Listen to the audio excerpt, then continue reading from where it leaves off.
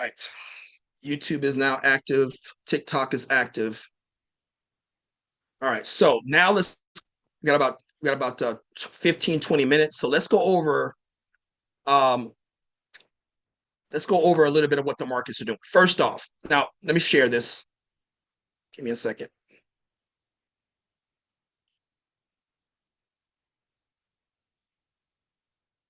Bing, bing, bing, bing, bing, bing, share.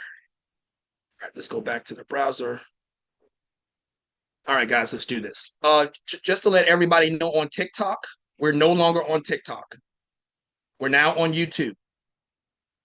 All right. If you want to see the full presentation, you have to go to YouTube. Click the link in my bio, go down to the bottom of the page. You'll see the link for YouTube.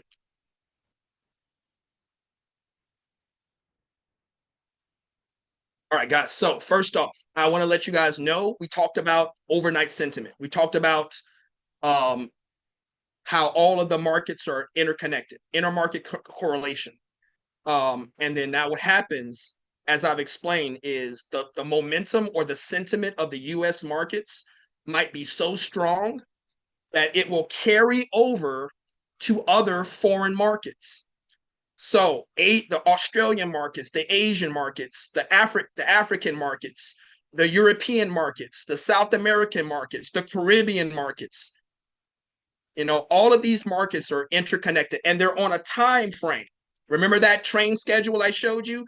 That train schedule was not just US markets. That was the global calendar of every market around the world. If you were in the class as a student, I showed you that train schedule where you know exactly when to get in and out of the markets. And I even told you I'm going to add that to the course. So you'll know exactly what to do. So that calendar is a 24-hour calendar of knowing exactly when to get in and out of the markets. So that is a part of that intermarket correlation. So I'm showing you this because Chinese stocks tumbled, right? We had a kind of a bearish close. So I'm thinking, okay, maybe that was enough to kind of spark the Chinese markets to kind of tumble, but that's not the reason why. It tumbled because people are expecting Trump to do certain things when he gets in office. All right.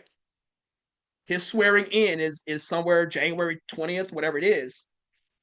So people are nervous. People are nervous about what's going to happen because everybody's economy around the world is tethered to the US markets, to the US economy, to the US dollar.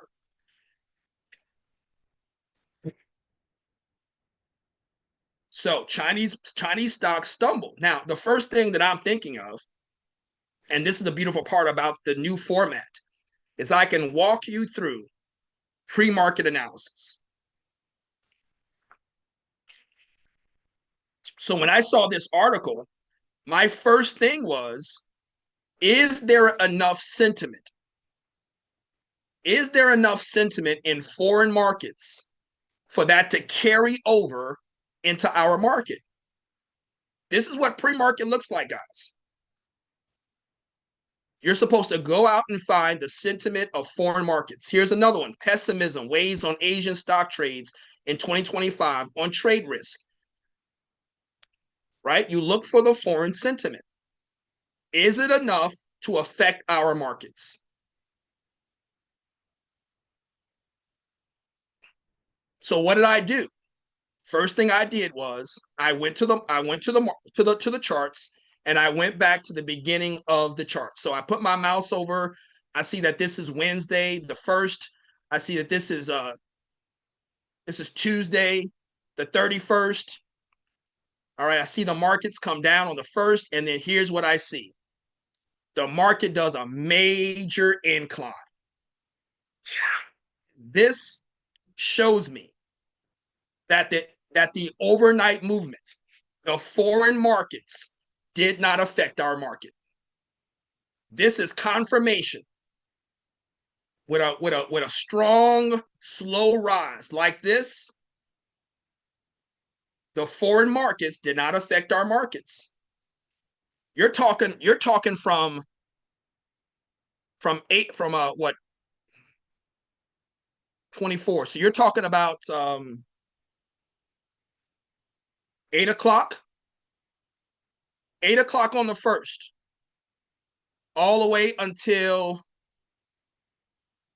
this morning at 3 o'clock.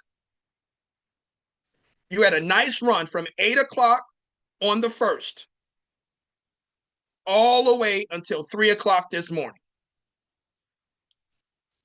That's a day and a half.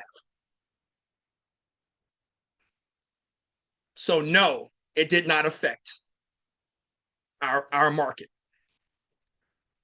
Now we see another incline from 3:30 all the way until 6:30, and then it really goes up. And yes, this is my kill box. I already mapped it out. I already mapped it out. You want to see it? Let me show it to you. Well, no, I'm not gonna do it now. But I'm live. I can't show it to you now. But I've already mapped out this. This was my kill box. And it came back into my kill box. I can't show it to you right now, but this is my kill box, guys. The kill box was actually around here. I think it was crap. What was it? I'll take a screenshot and I'll put it in the subscription. I'll take a screenshot of this and put it in the subscription so you guys have it. But this whole thing is my kill box. So with that said, we're now kind of watching. We're now here at 8 o'clock. Market fell at 7. We're now here at 8 o'clock, and now we're watching this. It's kind of enlarged so you guys can see. But this is what we do pre-market. Let's see what the markets are doing before the 9:30 bell. Is the pre-market going to affect? Is it going to give us signals on how the real markets are going to work? This is what we're looking for.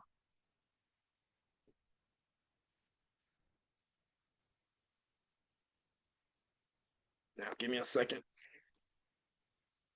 I need more space.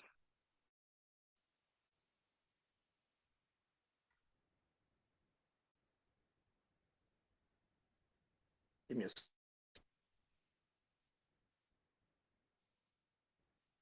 I got some windows to move around. Give me a second. All right, so this, come on, over here, beautiful.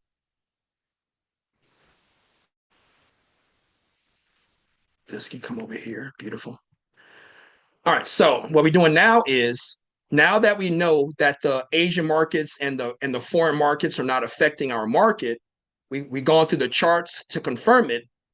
Now let's see what this market is going to do. What is 2025 going to look like? First off, it says U.S. future signals a bounce after year-end retreat.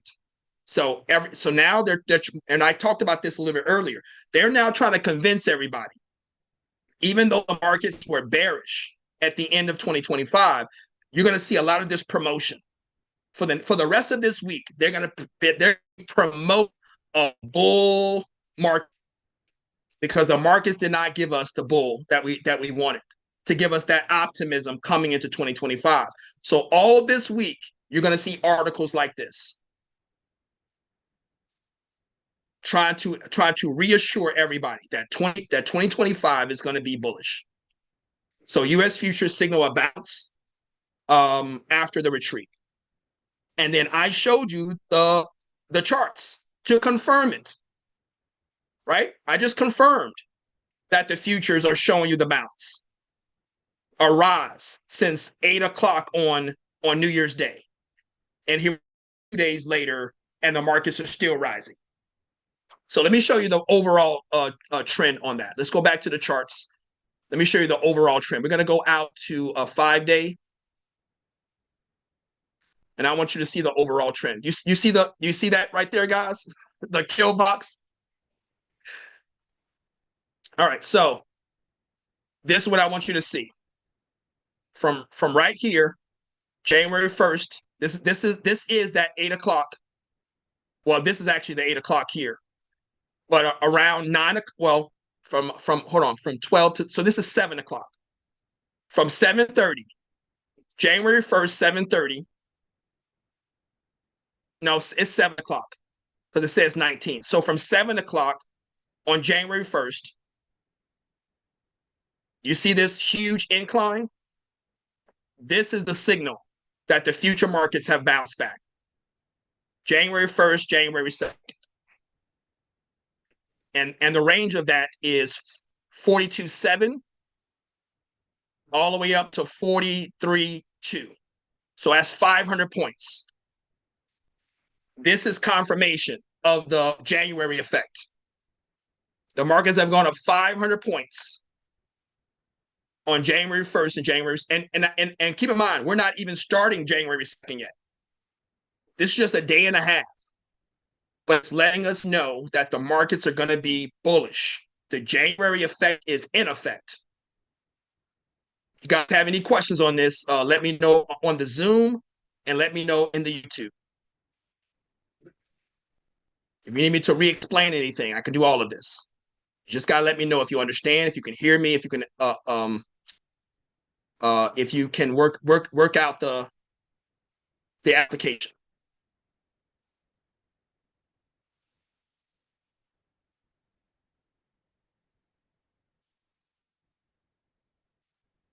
So now let's see what 2025 is going to give us. Now, this is all the stuff that they're showing us now. All these articles are in the last couple of days. This is January 2nd. So this is today at 4 a.m., letting us know that NVIDIA is speculated to give another $2 trillion boost. They're saying that NVIDIA is going to make another $2 trillion. It's going to more than double what they made in 2024. I'm listening. Dow Jones futures rise as Tesla climbs. So even Tesla is on the rise. This article was 7 a.m. today. And then we have Amazon. Amazon went up 45% in 2024 because of AI and cloud technology, which we were there for that entire narrative. The entire 2024, I walked you guys through these Magnificent Seven. 45%. We talked about Amazon at the beginning of the year. Amazon becomes most favorite stock of the Magnificent Seven for 2025. They're looking for Amazon to be the most favorite stock of 2025.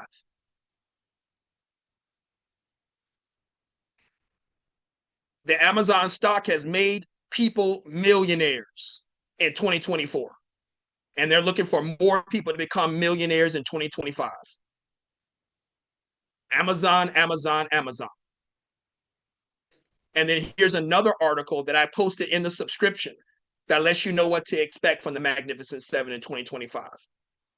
All of them combined have raised 63% in 2024. All of the Magnificent Seven combined went up 63% in 2024.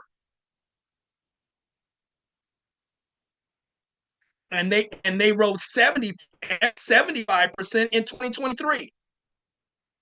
So you got a 75% of incline in 2023. You got a 63% incline in 2024. What do you think 2025 is going to do? And now I also want to reiterate this, guys.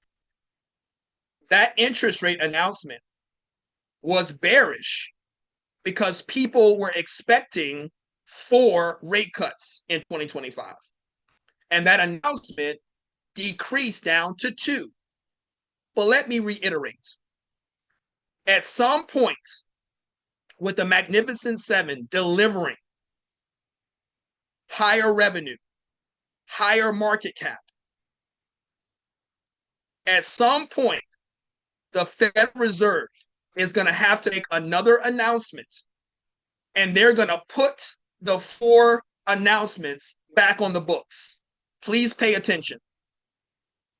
You saw the markets fall 1,100 points because people changed their expectation from 4 announcements to 2. What I'm trying to tell you is is that when all of this works itself out, when the Magnificent Seven is making profit over profit, revenue over revenue, when the 5IR and the AI war is driving the markets, it's going to force, and especially the dollar and oil, the prime correlation doing what it's doing, you're going to see the Federal Reserve in one of these announcements, they're going to put the 4 rate cuts back on the books. And what do you think the market is going to do when they give the 4 rate cuts back to us in 2025? The same way that that market went down 1,100 points, you're going to see the markets come up at least 1,000 points. Mark my words, this is my first prediction of 2025. And I'll say it for you again. The same way that the markets went down 1,000 points because he did a change in the schedule on rate cuts. When he's forced to put those rate cuts back on the books, the market is going to rise back up the same level. And we want to be there and ready for that.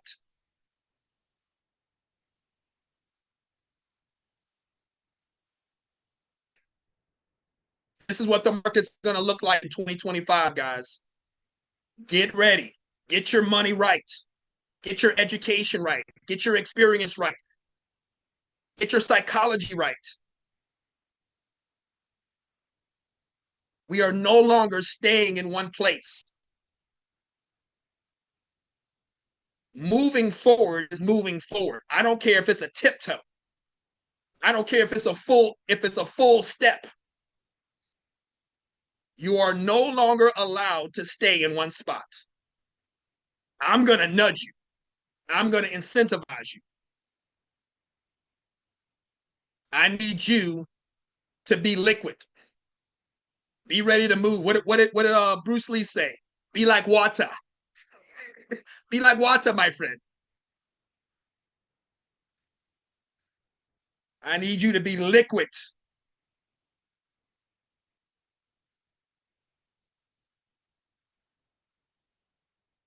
All right, so tomorrow we're going to do a review. I've been waiting on doing this review. I wasn't able to do it in December. We're going to go over the fears. You guys have seen me do the quarterly review. We're going to do the quarterly review tomorrow. I'm going to take you through all of the fears, ask you the questions. I'm going to let you grade them, and then we're going to see if you have done well. How well have you progressed in 2024? So we're going to do that review tomorrow so that we can prepare ourselves for the new class starting on Monday. All right? We're going to go ahead and get off of TikTok now. Hey, guys, we're no longer on TikTok. If you want to do this class every single day now, please click the link in my bio, go down to the bottom of the page, and you'll see the link for YouTube. We're now on Zoom and YouTube. We're no longer on TikTok because of the TikTok ban. All right, we'll leave it there, guys. Everybody on TikTok, thank you so much. Be safe. We'll see you guys tomorrow at 7:30. Enjoy your day, guys.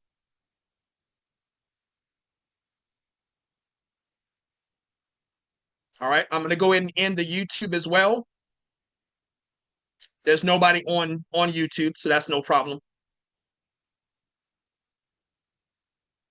So let's go.